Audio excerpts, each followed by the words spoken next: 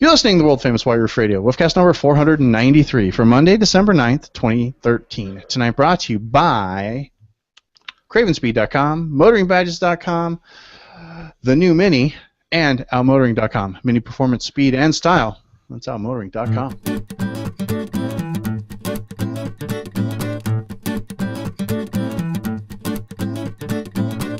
It is the contest. Ladies and gentlemen, boys and girls, thank you once again for joining us for a brand new episode of the world-famous White Roof Radio, the December 9th edition, brought to you live via the internet. Joining me tonight, I'm DB from Arizona. You guys know me already. But joining me tonight, of course, my good friend Todd Pearson from Kansas. We have Nathaniel Salzman coming at us from ScooterFile.com, which is now extra snazzy if you haven't checked it out. Bimmerfile.com, and of course MotoringFile.com, and then our man Chad Miller from Detroit Tune, DetroitTune.com. Fellows, good evening. Hello, hello. Yo, yo. Yo, yo, yo, yo, yo. We're here talking about Mini Cooper stuff for you on a Monday night. That's because that's what we like to do. And we're going to do some news. And all of us, I think, have an Ask Chad question for Chad tonight, so that should work out pretty nice. And it should be interesting, and we've got some things to tell you about otherwise. How did everybody, did everybody have a good Thanksgiving, I hope? Yes, it was. It was fine. I will say yes to not bring the show down. Thank you very much. No, my Thanksgiving was a total bummer. Family Tell me a was good. story. Even We if had a it's small funeral, but you know what? It was what had to happen at its time. So it's all good. Yeah. Okay. Sorry to hear that. On that note, It brought the family together. Yeah, it does that. Yep. Yeah, in a really weird way. But yeah. Okay. That's a little awkward. awkward silence. Yeah, you can't really follow that. You know what? We ate some food and did some driving. Back to was, you, DB. Grandpa was 93. He lived a good life. Was he There you really? go. Yep. Nicely done. He lived a good Nicely life. done. He My had grandfather. a lot of grandkids, a lot of great grandkids. That's awesome. He was second wave at Iwo Jima. Like, Whoa! he lived a good life. Badass. So Nicely done. I was ready for his departure at any given time, and he had no regrets. He lived his life to the fullest. So Excellent. no sad times. No sad times. Yeah, Sure. my grandfather recently died as well. 89. Same thing. Just Wow. it was pretty bitching. So If I make it that long, I will be damn lucky. Let me tell you. right, and I mean this guy, he smoked most of his life, drank as like a fish, cussed, the whole bit. My grandfather was a Gideon. He didn't drink at all. Completely opposite. I just don't understand. Where's the magic work out? I don't know, man. I always say, you know, I'm 45 years old. I've outlived Jesus Christ and Kurt Cobain. I'm in the bonus round now, baby. You are. And just as accomplished, Todd. Just as accomplished. I don't know how we started talking about death, but we would be remiss in not Jesus mentioning the Christ fact and that Kurt Cobain were just brought into the same context. Well, they had the same couldn't hair. be more amazing. Yeah, they both died young. That's the whole point. yeah, that's true. One by his own hand. And the other Another man, a great man. I'm sure most would agree. Mr. Nelson Mandela, 95, Yes. passed away last week. he 95. This was 95. the Mini Cooper obituary show. We apologize in advance. It's Well, like that part of the Oscars, the ones we've lost. Yeah. and then of course Paul Walker, which was nobody was Yes, ready for that. yes. So that was really sad. That was unfortunate. That really was. 'Cause from what I understand, he too was a good man. Yeah. Very Well, and generous car-related. with his I mean, time and his money. That brings it back to cars, too, because that was car-related. And it was just, you know, one of those instances, too, is that we all have to realize, no matter what car you're driving, Mini Cooper, anything, man, it's dangerous out there. Whatever you're doing, be careful. Just don't drive. I'm not saying they were driving like idiots or anything. They were driving a really high-performance car. But, you know, don't do anything crazy or dangerous or anything like that. At a split second, anything can happen, and you always need to think about what could this happen versus, you know, I'm going to do this right now. So Especially at this crazy time of the year. When I saw that it was a Porsche GT3, I couldn't help but think of Jeremy Clarkson and wonder at what point he's going to be like, see, the Porsches are trying to kill you. That's Well, as soon as a enough little time- early for that joke, but I would imagine Jeremy will make that in season coming. 21. You know it's coming. It's written, and he just gave it to his producer and said, "You give this to me when the time's right." Yeah. Surprised it didn't show up on Twitter. Hey, too many reviewers of that car have talked about how scary the handling is, and not like scary in a good way, like terrifyingly. This thing is ridiculous. There's a lot of cars, regardless of make, that are kind of scary when you get into them. You're like, wow, did this really need 9,000 horsepower? Yeah. From what I understand, the Vipers used to be that way, or still are. The Vipers still are. I mean, Vipers always have been. I mean, that's just an overall scary car to drive. Yeah, there have been more of those total than ever made. A Lingenfelter Corvette, with like 800 horsepower. Yeah. Sure. That's what I So mean. just We should all do that. people. Be safe. That's right. Be safe. That's all we're saying, people, is be safe. You know what else we're going to say is we're going to say you want a chance to drive the new Mini in a test drive that nobody else gets to have except for you and 9 of your closest, most personal, favoritist Mini Cooper buds. I want you guys to go check this out. Click over to whiteroofradio.com. You're going to you'll see an ad right there at the very top of the page that will take you to the Mini final test drive. Now, I want the White Roof Radio Army to kick into gear on this one. I want you guys to click over, and I want you, if you're going to go look at the contest submissions, you want to submit one yourself, whatever you do me a favor. I want you to click over to whiteroofradio.com, and I want you to click the ad at the top of the page. That helps us out huge if you could do that, just to kind of proof of concept, if you would. You know what I'm saying? Just go click it every day, just for the heck. Don't go click it, and after you click it, go check out the submissions. The submissions over there are freaking awesome. There's are some 13 pages of them. There's like 13 pages of submissions now. Everything on the first page you can pretty much figure was made by BSSP because it's all really polished stuff and really cool. But there's some really neat. There's some more videos in here that you can go check out. There's some crazy photographs. What other people want to do, if they get the chance to test drive the new Mini, all that stuff is over here. Very cool stuff. And you can win a chance to be one of those 10 people. And all you have to do is submit right over here. You just go enter, and then you follow, ask a couple questions, and then you upload your picture or post your video. Very, very simple, very cool stuff. You should all do it. It's a lot of fun. I did it. Of those 10 people, one person is going to be chosen as the best, and they're going to get a special edition named after them. That's right. Yep. And get to do their awesome test drive. That's right. Yeah, absolutely. Yep. Even more. So you should go and check that out when you get a moment, or now. And did anybody see the gift exchange that they're doing also? They're sponsoring? Yeah, that was very I briefly saw that, and then I don't know really what happened. Fellas, you have to excuse me for just a second. Yeah. Some of the meat dealers have actually seen that, come on Facebook and stuff like that. Yeah. I went and signed up for that. It's kind of cool. You put in your name and address, and then they're gonna match people up, Mini enthusiasts up, and you're supposed to say within $10, and you get somebody's address, and you send them a gift, and you're supposed to get one back. Oh, that's fantastic! There's no guarantee that it's gonna happen. They're not the prize police or anything like that. Right. But everybody's gonna be on the honor system. It's like, hey, you're gonna get a name and an address, and you should send them something cool. It doesn't have to be Mini related, just something that you think is cool. Yeah, that's great. It sounds really neat. Yeah. I think that's awesome. So I threw my name and address in there. I figured, why not? I got some cool stuff to send out. Yeah, you got plenty of merch laying around. Somebody's gonna be really surprised when all of a sudden they get a strut tower bar. Dude, I thought you said keep within $10. It didn't cost me anything. It was it cost me $10 to ship it. There you go. You got a random leather dash piece from a. The problem is that guy will have a Gen 2 and it'll be a Gen 1, strut tower bar. Merp, merp. That's what. Yeah. What did I have that I? No one can complain about carbon fiber, right? Oh, I have a. You know what I have? I have a yellow gas cap lid from an R56 Cooper. There you go.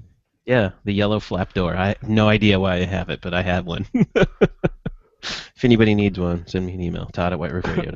You, sir, have a different storage situation than I do. Oh, I have space to spare, Yeah. Yeah. Is that what you mean? Yeah. Yes, I have the case. We're waiting on DB. You had to take a call real quick. I have cases of old Mini parts, and the other day I was looking for something, and I'm like, I didn't know I had that. I didn't know I had that. Nice. It was kind of fun. I'll tell you what. While we let DB take care of his business, why don't we? You guys want to push over and look at a little bit of news over on motoringfile.com? Yeah. Sure. we can start some news talk here. So What are we gonna news get? talk. Speaking of news, I was just hearing that the new garage that you have has a new black workbench. Mm. It has a mostly old workbench that is newly black. Ah, yes. Did you spray it with Plastidip or something? Oh no. No, I stained it with ebony stain and then put some nice. polyurethane on it. It looks Yeah. good. Like from the pre-pictures to the post-pictures, like that's not the same workbench. It looks so much better. Yeah, it looks really good in person too. And I mean, it's still a workbench. It's not a piece of finished furniture, but it's pretty slick, and it is on 4 casters. So even when it's fully loaded, it rolls really easily. I can move it around, and then I can lock those down really well, and it's nice and solid. That whole space is coming along really nicely. Next time He's you guys moving are in it around, Chicago, you know. He's you'll like, have to see "Hey, it. I'm David Copperfield." Hey, you gotta do that stuff when you got a little bit of room. You gotta make it useful. Cool. Yeah, All right. exactly. So over on we'll just start with page 1, motoringfile.com. At the very bottom, there's a very interesting blue taped off. What appears to be a cell phone pic, secretly smuggled out of Oxford. Yeah. And what we have here is actually what's designated as an F55. This is a new model from Mini that we'll see in the F generation, or that is actually, if you take the F56, the standard Mini hardtop hatch, you stretch it just a tad, you go 4 doors. That's this car. Mm-hmm. So think of it as it's Gabe's calling it the 5-door. A lot of people are calling it a 5-door. Frankly, that's never made sense to me because, we don't call the current hatch a 3-door. Most of the time, I don't know why people call the trunk a door, because I don't know about you guys, I never go in and out of it. But this is giving us a sense, at least from a shape standpoint, of what that F55 is going to look like. And there's a pretty universal prediction out there amongst us at Motoring File, and then some of the insider guys who show up and leave comments sometimes, that this car is probably going to be crazy successful for Mini. They are probably going to sell metric shit tons of these things. Didn't we? I mean, we all agreed that that's probably one of the biggest reasons the Countryman sells so well is because it's got 4 doors. Not that it's got all-wheel drive. And when they shrink it down to, I don't want to say more reasonable size because that's not what I mean, No. but a closer size to, a compact-ish car. Because the Countryman is definitely bigger. I mean, it's Yes. crossover territory there. So, and a lot of people don't want anything that big. They and don't what need that big. Yeah, what this car makes me think of is like the 4-door GTI. Obviously, is a good analog, although that's a heavier car than this will be. It makes me think back to the second car I ever owned, which was a 4-door Acura Integra, which I believe had about.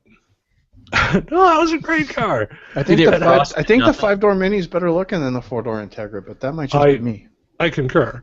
Did your Integra just rust to disintegrate into nothing? No. Because everyone I see in Kansas City has it's being held together with duct tape because they're so rusty.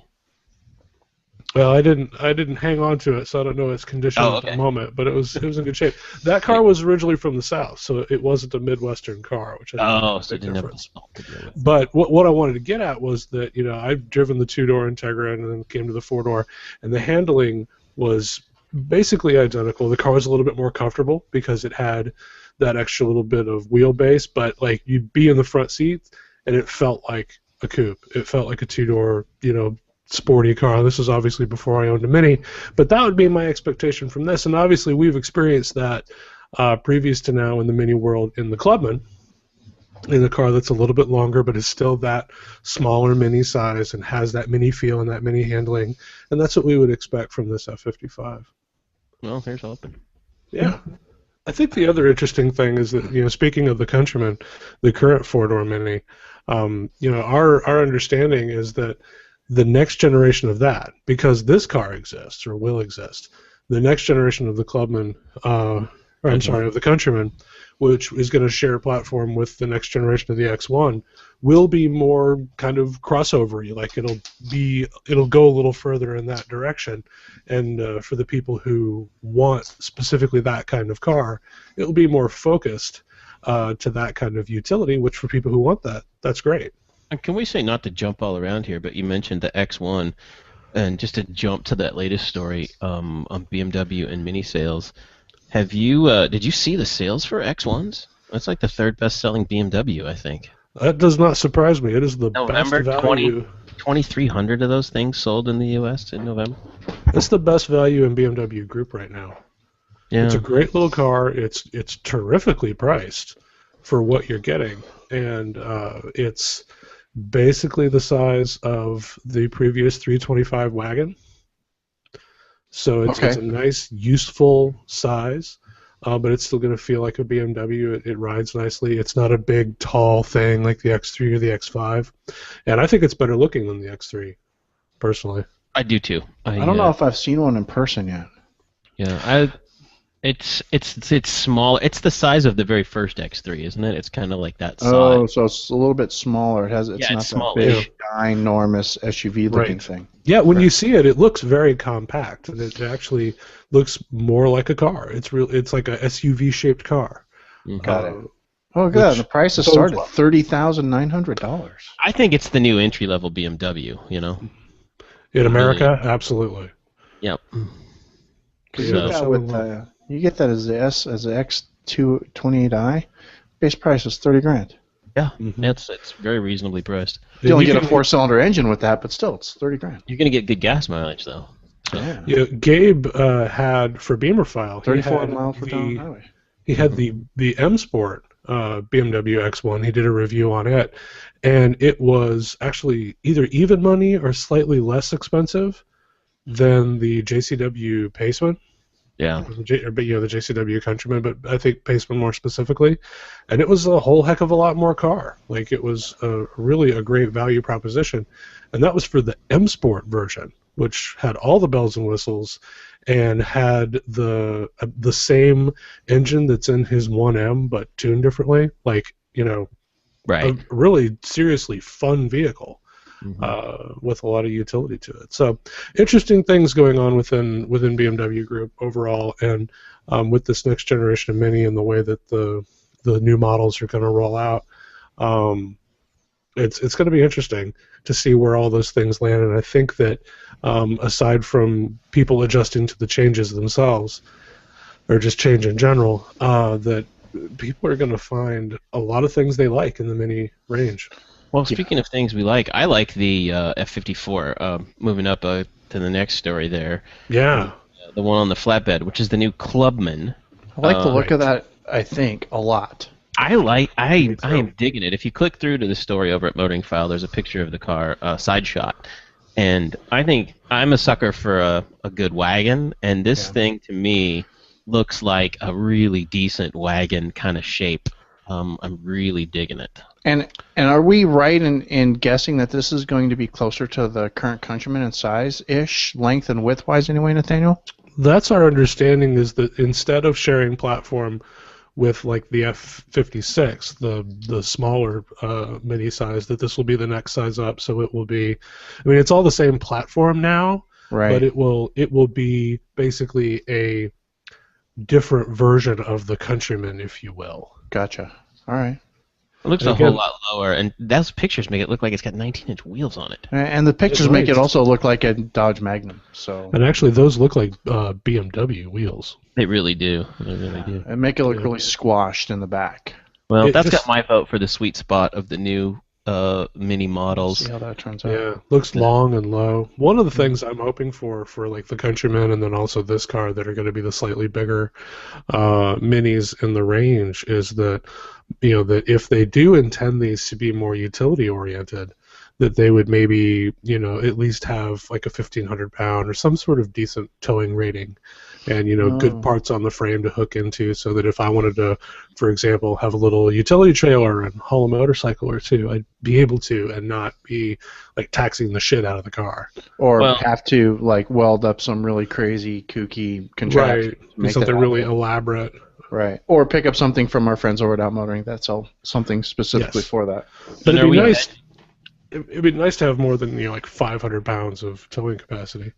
Well, and just to mix all the stories up once again, in that we've basically confirmed that all-wheel drive is not going to be an option on the F56 platform, but this F54 is still questionable whether they can fit that with all-wheel drive, the Clubman version of this. And Right. riding along with what you just said about towing, I think it would be a whole lot more effective if they had an all-wheel drive system on here for, evening out that towing capacity. Right, and where this really gets interesting is if this, on that the B size Mini, if that all-wheel drive is available, then the JCW version of this car starts getting really interesting. Because you could have some pretty good horsepower coming out of that 2-liter and have somewhere to put it with all-wheel drive. I smell a new Dakar Mini being built on this.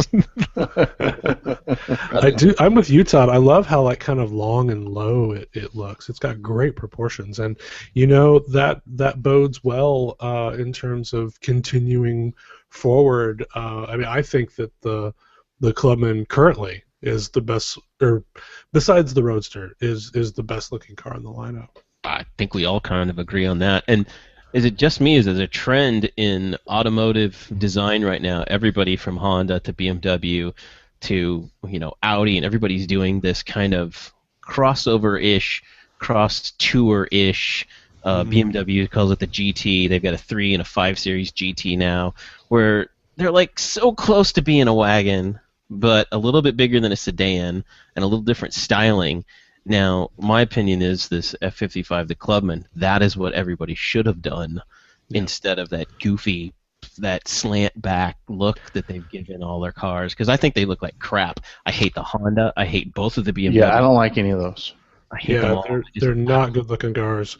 Yeah, and this F54, this new Clubman, it's not as straight backed, it's not as square backed as the current Clubman is. I mean, the current Clubman is getting on Volvo territory. No, but not in a bad way.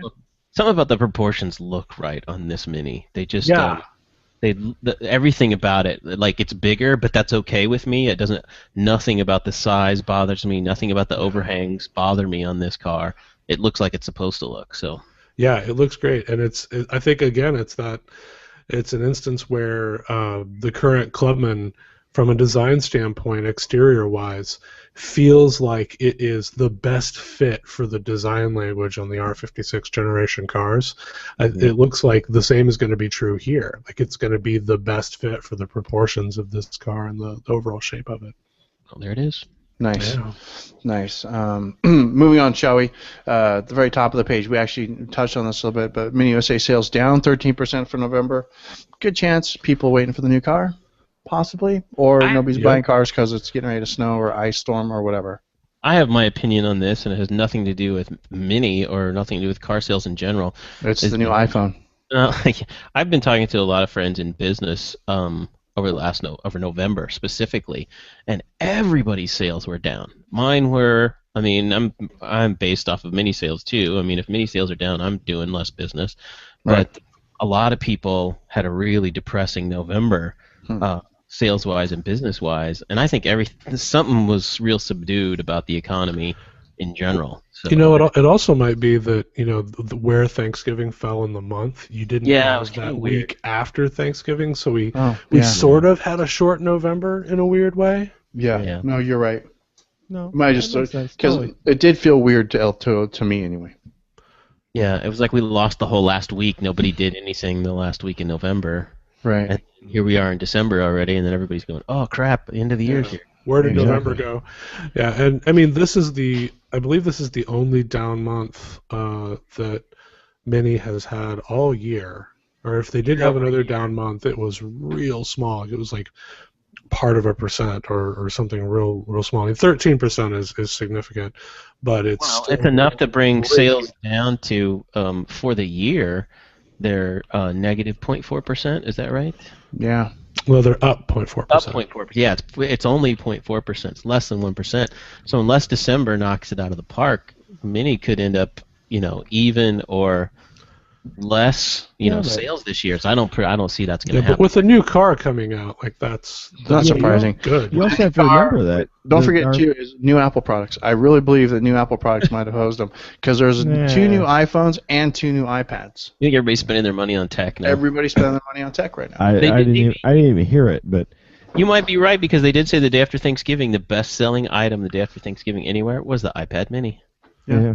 I can believe But, that. you think about it though, like right now, like you can't order a mini at all. Like Yeah, what's on and the there's market that. there? Regular Hatch.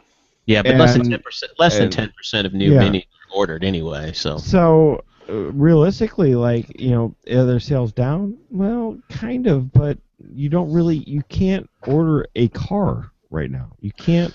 well, no, you can configure order. You can anything. still order a Clubman. You can still order a coupe. You can still order a Roadster. You can still Yeah. order a Clubman. You just can't order a hardtop. But he's got a the point because the the probably- hardtop is the top seller. Yeah, the hardtop is the top seller. You could probably still order Countryman or a Paceman. Oh yeah.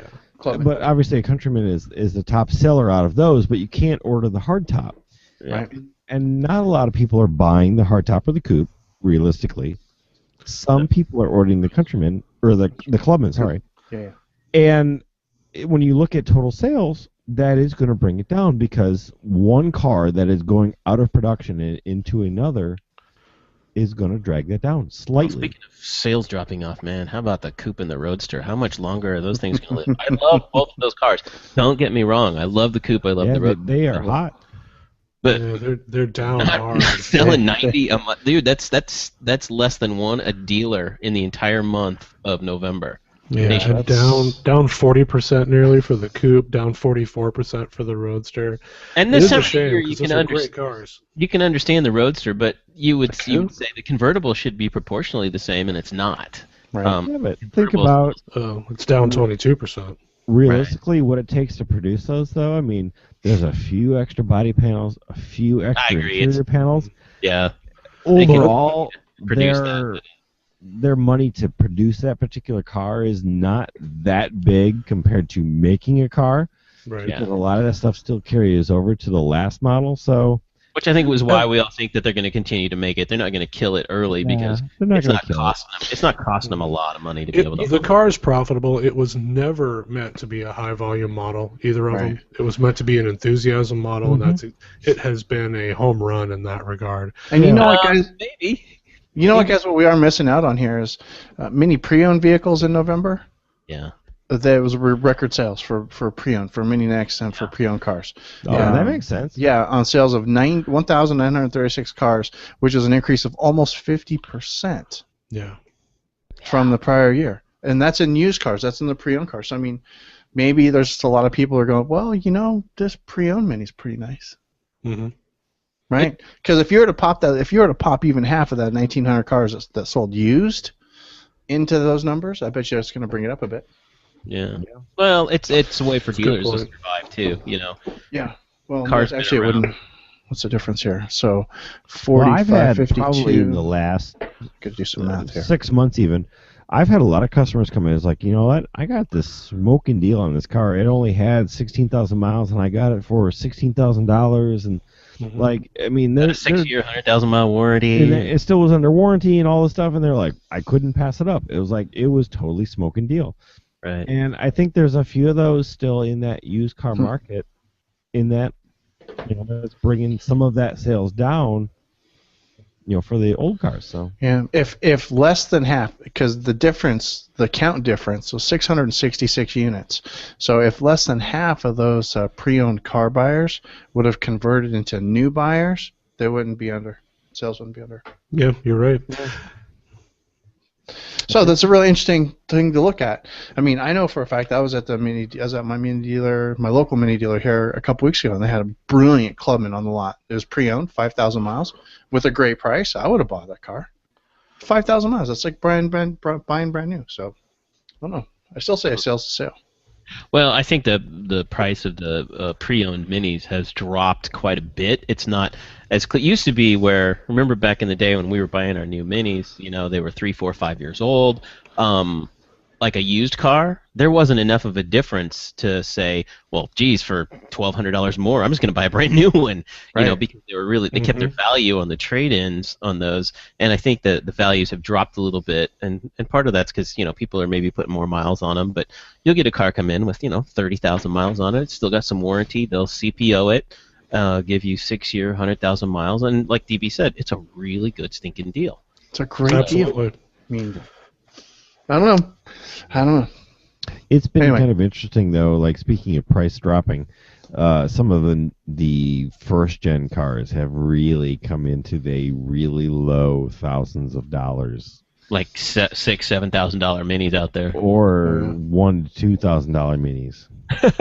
I haven't seen any $1,000 or $2,000 minis. Those are the ones with CVT transmissions that don't Yeah, work. those are cars that have had some major problems. But I mean, I'm starting to see some 28 to 38, $42,000 minis that are, under that $5,000 for sure. Wow. Yeah. That How many don't miles on these have- cars, Chad? And how rough are they? 150,000. That's not horrible. They need a few things here and there, but I mean, again, Kelly. Drop Blue Book $5,000 on a mini and put two grand into it. You've got a decent car. Yeah, I mean, That's true. if you Kelly Blue Book, some of these cars are still coming in right around that $3,800 mark. So Well, hey, we got one more story we didn't touch on yet. Is that, This one made the rounds quickly. My phone started blowing up last Tuesday, same with everybody else's here.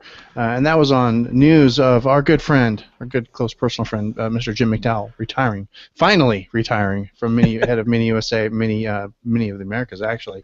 And this is not a hoax. the North Actually, American. this is something we heard about last year.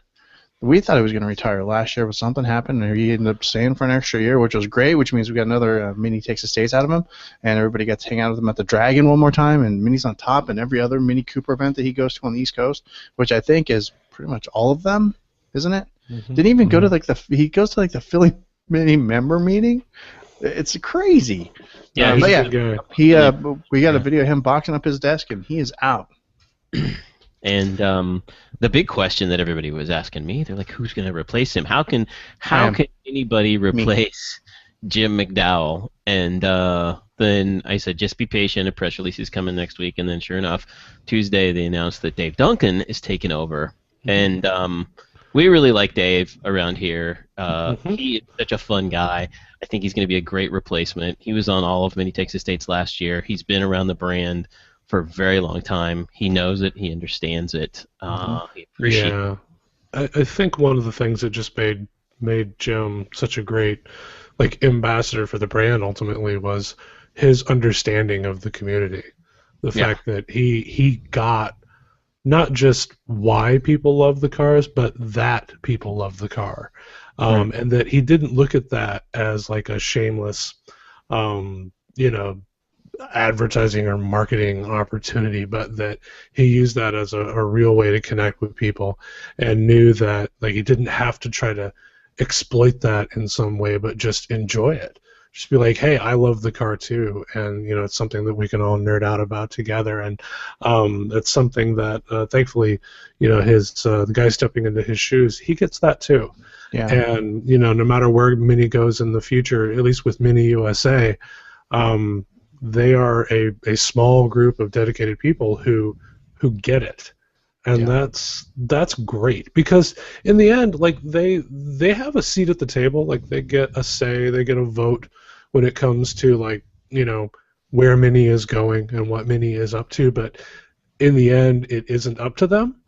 In terms of they didn't design the new car, they didn't necessarily have final say on any of that, but they understand this market, and they understand especially this community of enthusiasts and what the car means to them, and they're going to be here to be brand cheerleaders and support owners and all of the things that they've been doing for the past 10 years already. That's just going to keep happening. And all of those things are things that I believe that Jim actually instilled into the brand here in the United States, just because of the way he did it.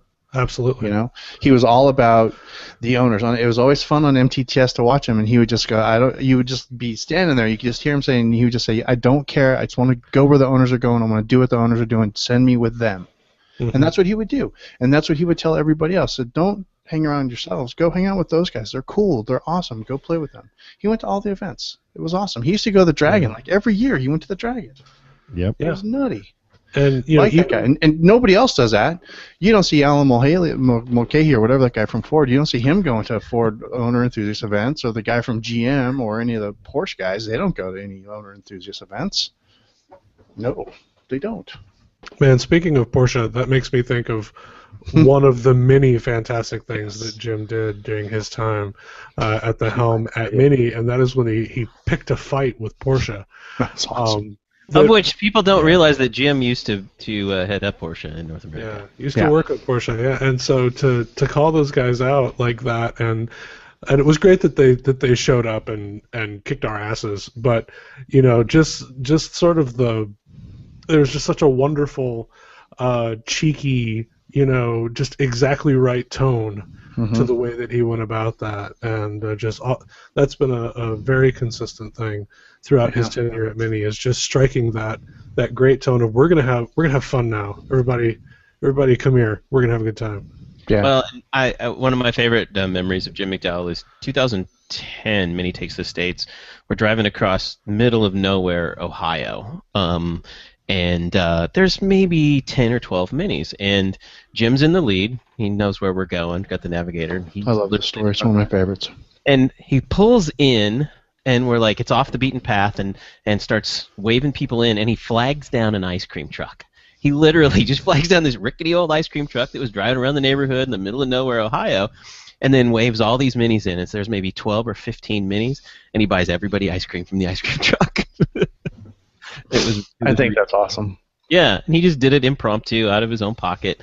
Just a great guy. And it just kind of, you know, personified the kind of interaction he had with the community, and the fact that he got it and he understood, you know, the fun about this brand and the passion people have for it. So, you know, we appreciate it, and we wish him all the best, and hope to see him, you know, at future mini events someday. I bet he'll take next year off. I would be surprised if we saw him at Mini Takes the States, because a lot of people have been asking, do you think he'll come? Do you think he'll come? And I'm like, no, I think he'll step away and let Dave take over. But I think we will see him again somewhere. I think so, too. Thanks very much, Jim. Really appreciate it. Everything you did. Right. Indeed. Now, it's funny because the press release I got said Don Burnside was going to be the new head. That's just that's a really strong internet rumor started by our friend, I think Bruce Nelson started that rumor.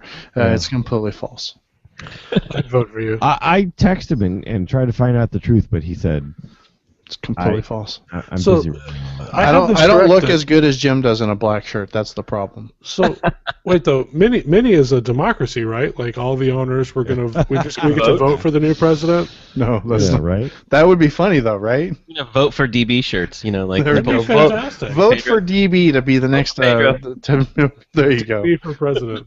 DB for president of Mini USA. Yeah. It's like, you know, so That would 7 be years funny. from now, DB 2020. So it's there we go. new model year rollout. We get a new president. There you go. Right? That's the way it should work. Vote for DB. We'll get shirts made, just like vote for Pedro, like Todd said. I like it. And go. You boys are nutty. Don't vote for me.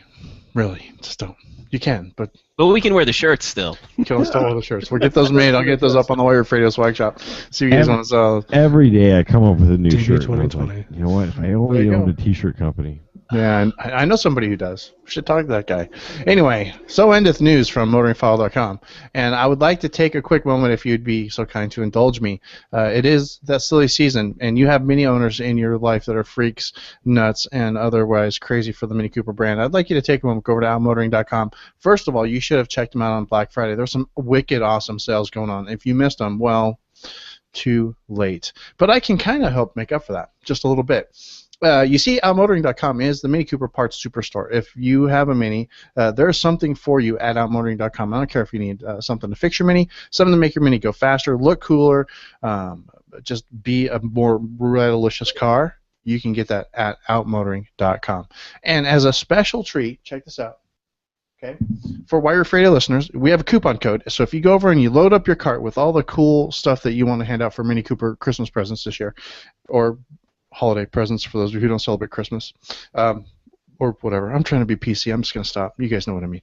Anyway, use the coupon code of SHARE for the rest of December. SHARE, not CHER. Thank you. Because none of us here believe in love. None of us. Anyway, SHARE for the rest of December. Save 5% on your order, courtesy us here at Wire Fredo. And of course, our greatest, bestest pals on the planet, outmotoring.com. Mini performance, speed, and bike racks. That's outmotoring.com. Yeah, bike racks. Go check them out. I bet Aaron believes in life after love. I don't know. We could ask him. Get him on the show. Hey, Aaron, what do you think about this? Will you start playing Cher music again? No. No. No, we really shouldn't. Wasn't that the music video like on the USS Missouri? Yeah. Yes. With Cher and like some really disturbing looking G-string type Really, lingerie. Yeah, really strange like G-string swimsuit thing. Yeah, and that was one of the first uses of auto-tune also. If I'm not mistaken, was that song. That in was the public. That was what turned T-Pain on to auto-pain. He heard that, and that's what then started the revolution. The whole auto-tune thing. Yep. Nice. Mm-hmm. I heard an interview with him, and he said that. Yeah. By the way, yes, I am drinking ginger ale because I can, so suck it. I'm out of coffee, too. I was drinking the Java tonight, so Nothing wrong with ginger ale. It's good I stuff. like I like ginger ale. with a little burnbourbon on top of it. No, I didn't put. Yeah, I didn't put any bourbon in it. I guess I should have. You go from good to better. That's all. I like ginger ale just like that. Anyway, let's move on. We were talking offline before the show. And we don't have much time. We have a little bit of time. We have plenty of time. Who am I kidding? And we haven't done Ask Chad questions in a while. And Nathaniel says, "Hey Chad, I have an Ask Chad question for you." And Todd says, "Hey Chad, I have an Ask Chad question for you." And I'm thinking, well, I kind of guess I could have an Ask Chad question for you. So, and I'm going to put it to the audience first of all. Let's see. I'm going to let you guys ask a question. So if you can figure out how to do the QA thing, like our pal Alexis did. If you can figure out how to do the QA thing. There. I've been watching. There's nothing. Nothing there. So if you can figure out how to do the QA thing, I'm going to pick a question from the QAQ that Chad will answer. But otherwise, we're going to do the in-house White Roof Radio Ask Chad questions brought to you by our good man Chad Miller from Detroit, Detroittune.com. You send in questions to us, askchad@whiteroofradio.com. He answers those questions for you, relatively free of charge. Tonight, our question coming in from Nathaniel Salzman from bimmerfile.com. Nathaniel, your question, if you would, my good sir. So this question is great for a Google Hangout. You have to make sure you start. We need to know where you're coming from, what kind of car you own. I'm here from Chicago. Okay. I have a 2006 Mini Cooper S. Okay. With a 15% reduction pulley and a K&N filter. Although I don't think that's related to my question. I'm not a professional, but I'm pretty sure it's not related. And my question is actually great for the visual medium of this Google Plus Hangout in the live show. Show and tell? Do we have parts? Ooh. I don't, but I can help Chad understand what my issue is with the use of a handy bit of mime. So the issue I'm having is with my rear windshield wiper. Yeah. Okay. And that is that whenever it kicks on, it will go, let me get it from the camera, it will go, boop, boop, put it back up, it'll boop, boop, and then it'll stop.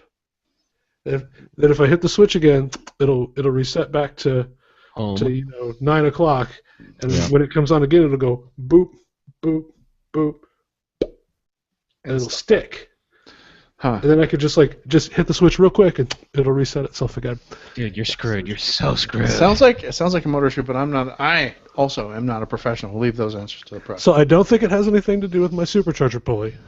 No, it does not. It does not void your warranty because you have a pulley, but yes. And because I have 93,000 miles. Yeah, there's something going on with your motor. Something inside the case has reset its there's something sticking. There's something that has reset its home position in the final end position. We've seen a few of them like that, not a lot, but it hasn't affected how the wiper works yet. Okay, so when do you replace it? yes, it physically is not doing what it should, so you should replace it. So I need to replace the motor, is what you're saying? You replace the motor, yeah. You put the motor back in, and you basically plug it back in, and it'll zero out itself. You put the wiper arm back on, and you're good to go. Unless you took it through a car wash, you were hard with the wiper arm, or some vagrants were, doing something with it. That I'm always very gentle with my wiper. right? Yeah, exactly. Wow. You know the cool trick about those, though? This is a funny trick that I don't know if you can do it on the 06. You could flip your the washer jet on the rear wiper around and spray cars behind you. Oh yeah, yeah. Re-aim that nozzle, and then if somebody was pissing you off behind you, you just squirt a little rear to squirt back on them. Yeah. And then you that was really fun. you fill your wiper reservoir with oil. Yeah, something like that. Gasoline. And now you've got Well, an the new oil minis, slick. the R56s don't do that, do they? Don't they just dribble down the glass? There is a That sounds disturbing. a piece that you could actually turn around on it, but My BMW did that. It was like it It's just small. spilled, like it just dribbled out of its mouth, at the top of the glass. That's actually nice. It just Somebody's drooled. drank too It was disgusting. It was like rear window drool. Anyway. So for those of you wondering how to ask a question, is you have to go over the Google Plus Hangout. There's actually a big button there that says "Ask a Question." So eventually you are going to need a new motor, but when I'd wait What for is it to that, stop about $8? working completely. Yeah, like Right. mine's completely stopped, but it's stopped on the wrong side. So on my chores for this weekend, I actually have a replacement motor for it because everybody in Arizona did the rear wiper delete. That's what Yeah, they there's took a it lot out of and said, people that have. "Here's." have It done never that. rains there. You don't need it. But when it does, I want it. I've got 5 or 6 motors sitting here waiting to go. Depends on the year and the options of your car. Because the early motors were different than the late motors. Yeah. We have some wiper arms. We have some pieces available in used, which Okay. work quite well. It's good to know. But normally, the first thing I would think that you would actually have is the wiper arm would plug up. So you'd go to turn your wiper, the washer jet on, and nothing would come out. And you actually would have to open up the little door Mhm. that clips onto itself and insert a really small drill bit or something in there and clean out the Right. orifice of the spray jet. I'm sorry. Did you say orifice? I did. I said orifice. This is a Yeah, I'm family not show. I'm It's not actually a having that Zerk issue. fitting. It's actually a Zerk fitting. Got it. But we see that all the time. Those things rust shut like crazy. But then the second thing we see is the wiper arm stopping in a weird position. You know who I guarantee doesn't have this problem? GP owners. Yes, this is true. Merp, merp. You know what I do have a problem with? Speaking of boots, I just noticed today, getting in and out, my hydraulics, I think, are going. Oh, And mine have been gone for a long Your time. I pneumatics? think that's an age thing, isn't it? The hydraulics things I just think are an age, yeah.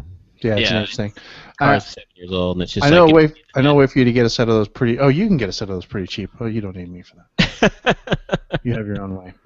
Anyway, Nathaniel, thank you so much for sending a question in to us. AskChat@wireroofradio.com. Moving on, our next question coming to us from our man Todd Pearson in Kansas. He has a question for our man Chad. Todd, please. Hi, Chad. First-time listener, long-time caller, first-time First time watcher. caller, long time Right. listener. Yeah. Long time caller.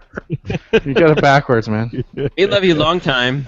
That's an old Tom. That's an old Tom Likas joke, ladies and gentlemen. For those of you who are radio nerds like the rest of us. Anyway, a very good lady friend of mine has a 2011 Mini Cooper, and a week ago, this strange thing happened. The gas light comes on, time to go. The tank is empty. The gas gauge is reading empty. She goes to fill it up, and it only takes 7 gallons of gas. And she's thinking, well, maybe the thing shut off. Nope, it's full. Like gas is like coming out of the cap. It takes like 7.1 gallons of gas. Right. She's thinking, okay, puts the cap back on, gets back in the car, full, reads completely full, but the mileage is whacked on the OBC. Normally, I think she was getting around 35, 36, she said, and then this, of course it was jacked up because it thought the car was empty, so the computer was, whatever sensor was reading. So I just want to know, what do you think is going on with this? Because it's been okay, the next tank of gas. Indigestion. Why would it read empty when it was half full? That's basically, DB's right, indigestion. Too much turkey. No, the tank had some buildup of something. My question to her is like, okay, where have you been filling up with gas? What kind of gas have you been putting in it? Have you really always been using 93? And have you been using 93 from a reputable brand? Right. You're not using, Joe's House of Gas. 87 Costco, Um, people are always like, well, Costco gas is cheaper. I can use it, right? It's like, no, Costco gas is still not quite what you would want it to be. It's still a lower grade gas. It's still going to have impurities. And basically what happened with her gas gauge is there's a needle on a record. Basically a bunch of metal contacts, and it is going up and down, and it tells you where the fuel is full. Right. So It's something got a float system. yeah, something got caught on there, and it wouldn't allow it to go up any farther. What So was amazing to me, though, was that the car was full, and it was reading full, and then some way at half a tank, it went all the way. It was reading empty. I can understand that if you filled the car up and it was still reading empty, but it was full. Right. That could be a problem with the. It can still be the same thing with a buildup, though. All of a sudden, like you lick your fingers and you touch it to a battery, and you're making a connection. Well, you obviously know the battery's got juice. It's the same way within the gas tank. Something was making a connection, and it was transferring a signal up through that buildup. Now, one of the things I would tell her is put in a bottle of it's black Techron. Yes, Techron. Okay. And that is going to dissolve those deposits and allow those to get burnt up in the car and out the tank. Nice. The other thing is if this continues doing this, is she still under warranty? So make sure she tells the dealer. And Pretty sure. It's 2011. So yeah. Replicates the problem for them, so that they know what's going on. I mean, if you because I would think if it's functioning normally now and you take it in, they're gonna go, it's working like it's supposed to. We can't. This lady's crazy. What's going on? Yeah, exactly. Yeah, no, I've heard of a few problems like these type of things, but a bottle of Techron will help a lot with those type of things because it's designed to make sure that there is no buildup on those terminals for the gas gauge, for the pumps, to make sure that things are cleaned out, that it's kind of like fuel injected cleaner for your gas tank, but for your gas tank. Right. Used to be a big deal. You could also do a couple of tanks of gas from Chevron. Well, and that's the other thing too, is there's a lot of stations nowadays there are minimum 10% ethanol. What's that doing to all of those electronic parts in our cars? Because I know the direct injection motors don't like the ethanol as well. I know. There's a Phillips station that's right up the street from my house now that I never go there because I never think about it, but I finally saw they have a big banner hanging out front that says our premium has no ethanol in it. Yeah, which is great. We sell premium with no ethanol, and I'm like, I think I'm going to start shopping at that Phillips. And there's a lot of people that are pushing for the government to make 15 or 20% ethanol in certain things, and there are all certain the corn producers, all the bastards. Corn is not the answer. Nebraska, it's all Nebraskans' fault. Well, it's people that want to sell gas that are doing that. They're not in the oil business. They're in the corn business. Yeah, exactly. And I'm not kidding. It's the right hand not talking to the left hand, going, "Well, we make cars. It's okay." And then BMW and Audi and Volkswagen, it's okay. Yeah, BMW, Audi, and Volkswagen have all told the government, if you require this, you're going to break all of our cars, built before 2013 or whatever. They're just not going to. They're not going to work on this. Everybody that makes motors is lobbying against that, including I did some client work for Mercury Marine back in the day, and even them for their outboard motors and whatnot were they had posters and stuff up in their corporate facilities, saying that more ethanol is not a good thing. So especially for those Mercury outboards, and their tolerances are insane. Oh yeah, I didn't. A little side note: during the time that I was doing some work for them, when we showed up to work on the project, and it was an interface project, I thought, oh, Mercury Marine, little outboard motors and whatnot. What I didn't realize is that they make like big block V8 outboards. They make supercharged straight six, Like cigarette boats. They make like Yeah. basically an M3 motor in an outboard. Like it's Yeah. insane. So Yeah. they know a thing or two about gasoline. Yeah, they don't And- screw around. Boat stuff is very, very sensitive to water at all. Any type of water in it, it's you're S out of luck. So, Yeah. All right, I'll take That- the tech run. I'll take the Yeah. tech run. Yeah. Pass that. yeah, and that's cheap. I mean, you can go to your local auto parts store, buy a bottle of that for just a couple of It's like- dollars, Yeah, pour exactly. that in, and you only need to do that really. If you're doing it every 6 months, you're probably more than what you need to. But once a year is going to be fine. And what I'm finding now is these type of things happen more this time of year Yeah. for everybody than any other time of the year because It's you're going probably from because of that- the change to the extra ethanol in the fuel. yeah, that summer to winter blend and a lot of stuff, and the temperatures really play a major havoc on your car. You really don't think about all of the stuff that the manufacturers have to do to go through Yeah. to make these cars work in these type of temperatures, but they really, really do. I mean, there's a lot of testing and a lot of things that be like you making a car work at 80 degrees or 90 degrees or in DB's case 120, 121 Yeah. degrees Fahrenheit. And then you get down into this week in Minus Montana, 30, yeah. negative 27 degrees. Yeah. They're Right. telling everyone just stay inside, don't leave because we don't There's want got to. to be a sweet spot in there somewhere, and don't you think a car I is think more it's like 60. a car is more 40, efficient isn't it? colder weather, isn't it? Like Yes. 35, 40 degrees. I know My at car least. hates cold weather. Well, I know the supercharged minis, Well, the especially, supercharged minis, they are love the cold weather. insane at 35 degrees. I feel like I have 20 more horsepower. Oh in the yeah, car. totally, a ton of more horsepower. Yeah, and Well, there just is- because the there's air is definitely more gonna be- condensed at the colder What's temperatures. it Well, not compresses just that. compressive. The intercooler's working better too. So Yeah. The intercooler's working better, and then at a basic like physics level, an internal combustion engine is a heat engine. So Right. the difference in temperature from the cold before your combustion to the heat after the combustion is directly proportional to the amount of energy you get out of that explosion. So it is more Yeah. efficient in colder weather. I mean, Yeah. altogether. The car's working less hard too because the radiator's not having to cool the engine as much anymore because it's blowing cold air, 30-degree air over it just from the air, natural ambient temperature.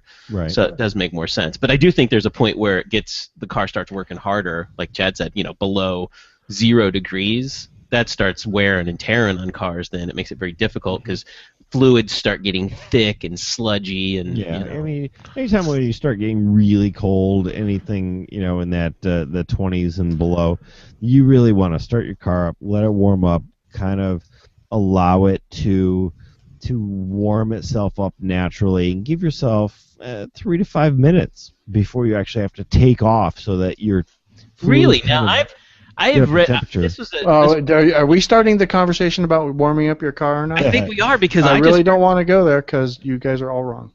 this could be really no, long, I heard I'm sure. I heard an engineer go into this and they say no, don't do that at all. Get in your car, start it up, and within 30 seconds you can drive it. You do not. In fact, you're wasting gas and you're making more wear and tear on the car. You do not need to let your car warm up anymore. No.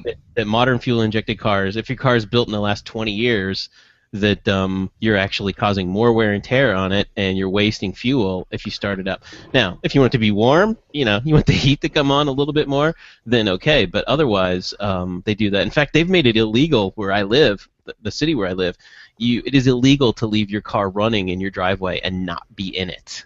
Wow. They will. I'd like to see somebody enforce that. They That's will to write a prevent. ticket. They will That's write to a prevent ticket. theft, though, isn't it, It Todd? really is. It's a theft thing, but Yeah. Yeah. I'm like, it's not illegal because it's unsafe. But I heard an engineer talk about it, and he actually disagreed with the common. I'm not saying you're wrong, Chad. I'm saying I don't know. I know. Yeah, I always like warming it up just a little bit. I mean, you don't need a lot, but you don't just need to put it in drive and take off right away. Well, he said basically especially the when it's cold. time it takes you to start the car, then put your seatbelt on. Within the amount of time it takes you to put the seatbelt on and get yourself ready to drive, your car is plenty warm to start driving. So Now- this is something that we run into in motorcycles, and I feel like there are really kind of two things at play here. There is giving the oil the chance to get all the way up into the head and be circulated fully through the engine. So that's like one thing in your post. Which makes sense in a procedure. motorcycle. Yes, and it makes sense in a car too. It does. I mean, although like on my CB450, for example, my 40-year-old bike, you can hear the difference in the cam chain, while the oil is making its way up there. So you don't want to just like start revving it or going anywhere. But the other thing, when we talk about warming an engine up, that engine is going to warm up a lot faster if it's working. That's true. So, like, Driving, not idling. So like 2,000 RPMs of work is very different than 2,000 RPMs of sitting in terms of the amount of energy being used and the amount of heat being Right. generated. As soon as you put your engine under load, it makes a huge difference. Yeah. And that's what I always heard Click and Clack say that too. It was a common question on their show when they were on the air. Somebody called and they go, "No, the best way to warm up your car is to get in and drive it." Like literally, they said, "Get in, start it, and drive." Unless your car has a manual choke, there is no need to let it warm up ever. Yeah, but Yeah, one of the that's what things that I think is interesting, and this is a whole other show, and I don't want to get into Manual this choke. a lot, Nice data. but I have many owners that are telling me that they're like, well, I'm running, 15 W40 in my car because it's better. I was like, No. why are you doing that? Like, don't overthink 5W30, it. man. Yeah, 5W30, and you're fine. That 15 W40 is really thick. It's like molasses. I mean, and you need to Relatively let it speaking. warm up. Yeah, Well, you have to remember, gang, you have to remember, the guys that design and engineered the cars that we love so much, they eat sandwiches with a fork and a knife. They are serious players, these guys. They are not screwing around.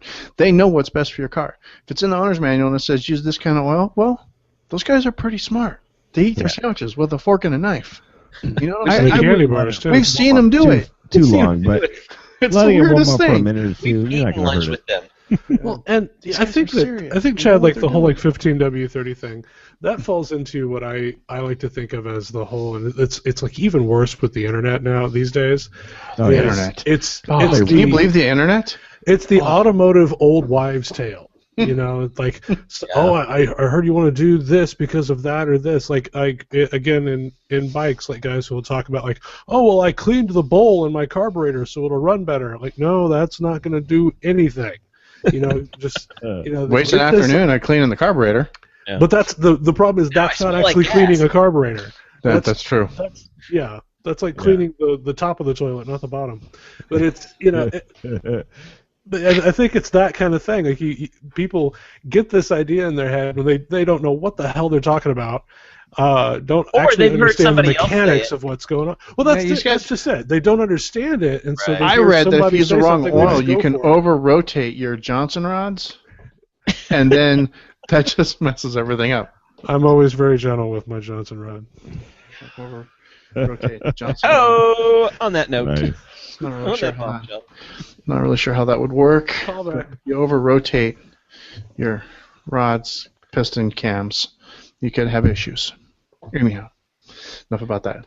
Because I made a manual choke reference. So There's two Ask Chad questions. There's no other takers in the live audience tonight, so we're going to go ahead and move along. Chad, as always, thank you so much for asking those questions. You too can play along with the Ask Chad game if you send an email to us, askchad@whiteroofradio.com. Or our good man, Chad Miller, fine and sexy, good-looking man right there. He answers those questions for you relatively free of charge. All we ask in return is that you go over to Detroit Tuned, DetroitTuned.com. If you see something you like, you should buy it. Buy yourself something nice. Easy. Done and done.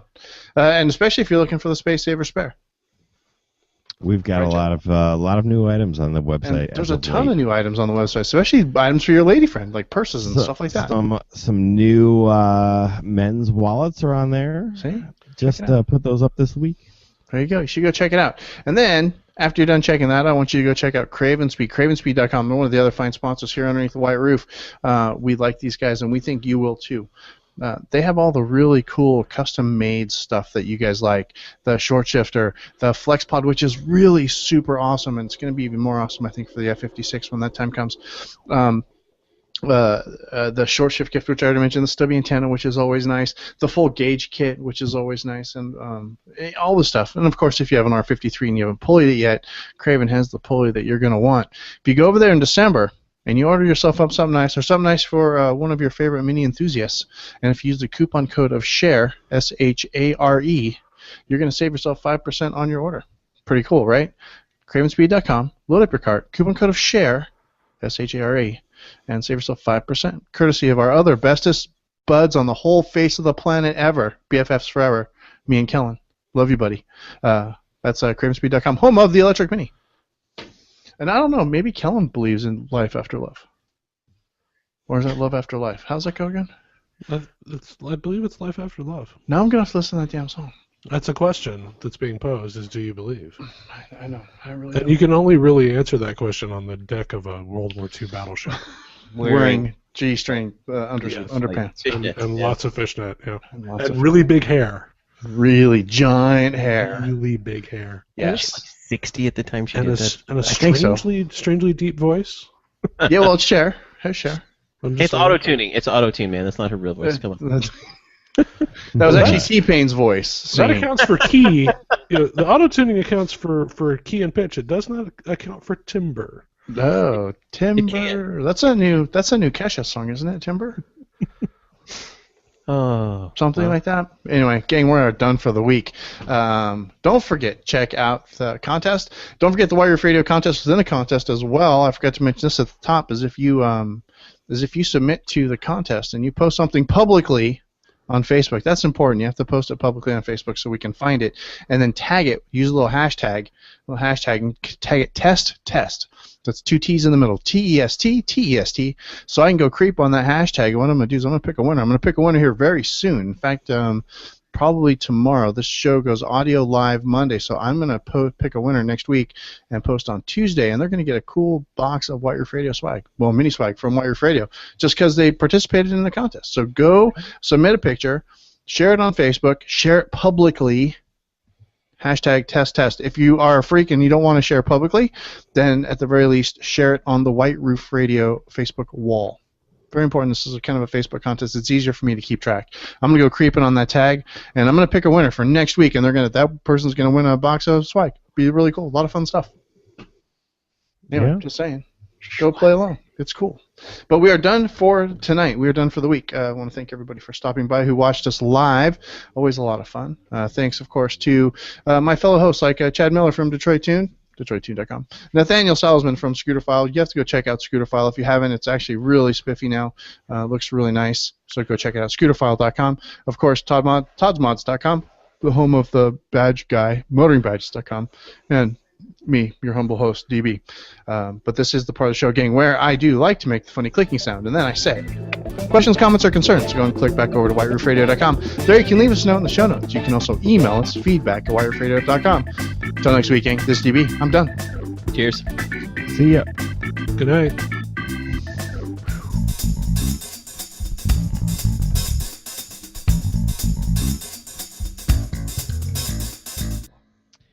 We all have a lot of tryptophan. We have What leftover. did I hear? Somebody said the day after Thanksgiving they had the meat sweats. I got the meat sweats, man. What? Nice. I had the carb sweats. I didn't have the meat sweats, man. I had the carb sweats. I didn't do that. I cooked me up a big old steak. That was delicious. Share is the coupon code. There we go. Okay. So SHARE or CHER? Wow. As fun as it would be for it to be CHER, it is not. Fine with that. No, we're not doing share. Please don't do share. No, we're not singing that. Thank you. This isn't karaoke hour. Okay. It Her could only be. number one hit. No, it can't be. It is. You know, actually, Cher's #1 hit. I know that is her only number one hit. Really? No, is it? No, she's had more than one. She's had more than one. That's her only. That's her only number I one couldn't hit tell you what as- they are, but I know just they're by more than herself. To the goog.